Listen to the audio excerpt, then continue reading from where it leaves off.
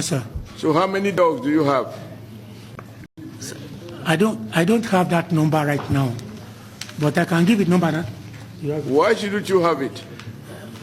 You are coming for budget defense, and it will include. I take the fault, sir. I'm sorry, sir. I'm sorry, sir. Okay, let me put it differently. How much did you spend last year feeding dogs? It's part of. We don't have the statistics here, sir. But yes, you don't have it.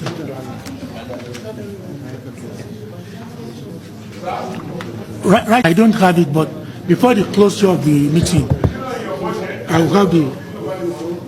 Is it there? Is it there? It's not there. Yes, sir.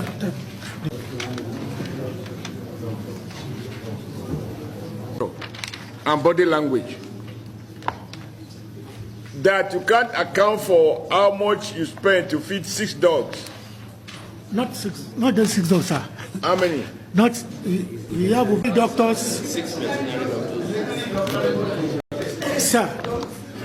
Sir, within the veterinary unit, we have doctors, we have nurses, we have dog handlers that are professionals. Okay. Yes, sir. Let me just take one. 2 more for us to expect that in determining to employ 6 veterinary doctors, you took into account the number of dogs that they are supposed to look after. I don't know what you have here. We are all here. If you don't seem to be able to account for what you are presenting, then it casts a big question mark on the entire presentation. Although she called it a simple question, or how did you describe it? Minute, yeah. You can see that your minute question, the entire team is battling with it. What is this?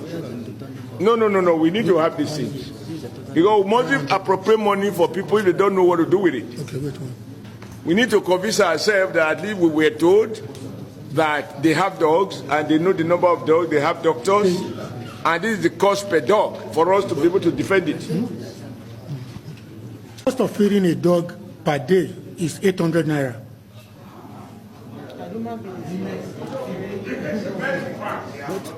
This is it.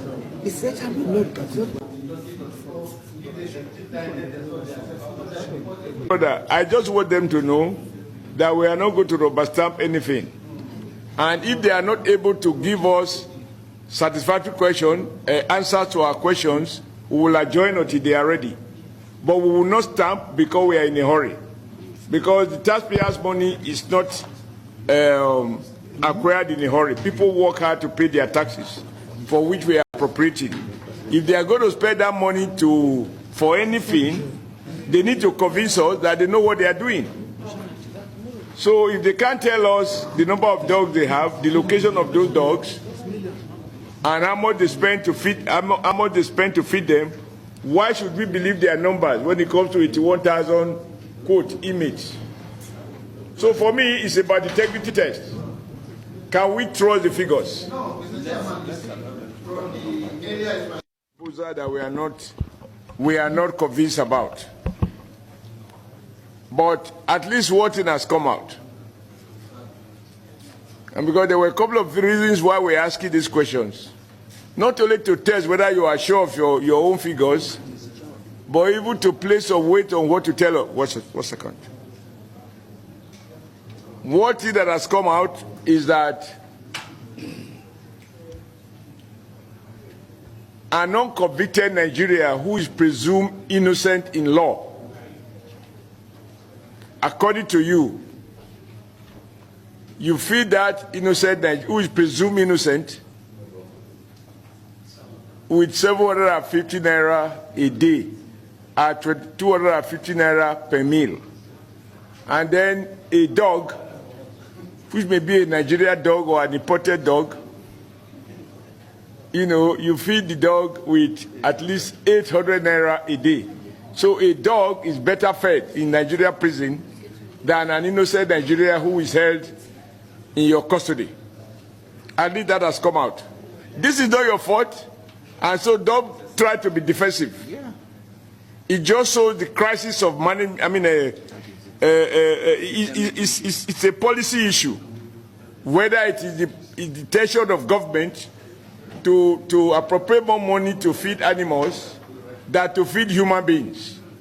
And that is a major policy issue for us. It is just that you didn't seem to have done your homework. You should have told us exactly what is it that, in your estimate, from your experience. And when you talk about your experience, remember that we are all in the same market. Only that my co-chair may be going to Dunes to buy his vegetable, and I will go to farmer's market. No, I go to after the flies are feasted on it, the prices are a bit. I don't want to mention the farmer's market, so they don't. I use it against me elsewhere. Okay. But just to